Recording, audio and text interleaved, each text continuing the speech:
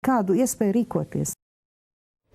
Tā premjerministra vakar raidījumā Dombura studija, bet Latvijā ir gandrīz 88,000 bezdarbnieku, no kuriem katrs 5. ir jaunāks par 29 gadiem. Un problēma nav tajā, ka nav darba vieta, bet gan tajā, ka darba devēja vēlas darbinieku ar augstāko izglītību, ar darba pieredzi.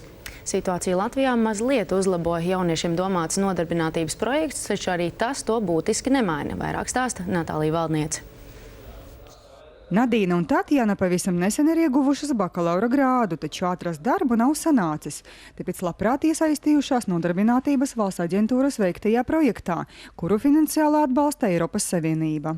Viņa stāsta, ka darba devēja jau intervijas laikā godīgi pasaka, ka vairāku valodu zināšana ir apsveicama, taču darba pieredze esot primārāka.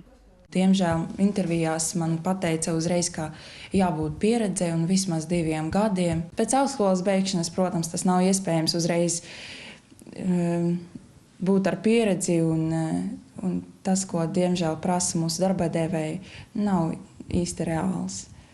Abas jaunās sabiedrisko attiecību speciālistes šobrīd strādā Pasaules dabas fondā, jo šīs uzņēmums ir starp tiem 200, kas piedalās projektā un ir ar mieru apmācīt augstskolu absolventes bez darba pieredzes. Gan Tatjana, gan Nadīna ir pārliecināts, ka šis darbs kļūs par iespēju strādāt pastāvīgu darbu. Šeit esmu ieguvusi lielu praktisku pieredzi, tieši savā profesijā, par kuras esmu mācījusies.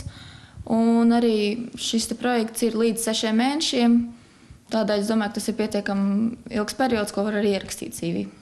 Projekta finansējums šim gadam ir nepilni 500 000 eiro. Tajā šogad piedalās vairāk kā 600 jaunieši bez darba pieredzes. Jaunietis bezdarbnieks ik mēnesi saņem stipendiju 90 eiro apmērā. Darba devēja šo projektu vērtē pozitīvi. Mēs atvieglojam savu darbu. Un nevalstiskā organizācija, protams, ir nepieciešams celt šo kapacitāti. Un tā pašā laikā mēs varam sadarbībā ar šo jaunieti veikt dažādus projektus. Un no otras puses, mēs varam dot šim jaunietim ievirzi nevalstiskās organizācijas darbā. Darba devēja šādām vakancēm arī meklē labākos pretendentus, proti ar augstāko izglītību. Taču no nepilniem 19 000 bezdarbnieku līdz 29 gadu vecumam tikai 9% ir pabeiguši augstskolu. Tāpēc darba eksperti uzskata, ka daļa no šādu projektu līdzekļiem jāatvēl arī projektiem, lai motivētu jauniešus iegūt augstāko izglītību.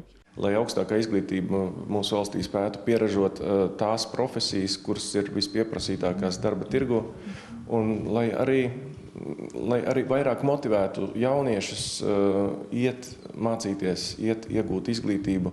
Pēdējo 3 gadu laikā šajā projektā piedalījušies 3,500 jauniešu bez darba pieredzes.